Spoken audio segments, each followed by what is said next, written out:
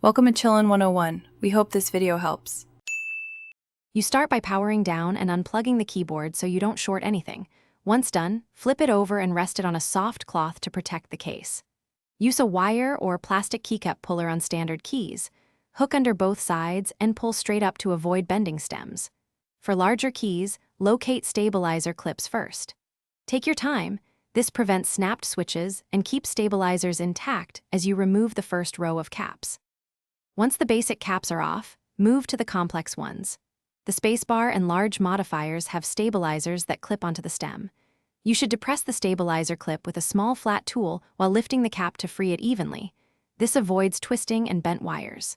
Make sure to label or photograph the layout as you go, because keys look similar. Also, keep stabilizer parts paired with their caps in a container so reassembly is straightforward and correct.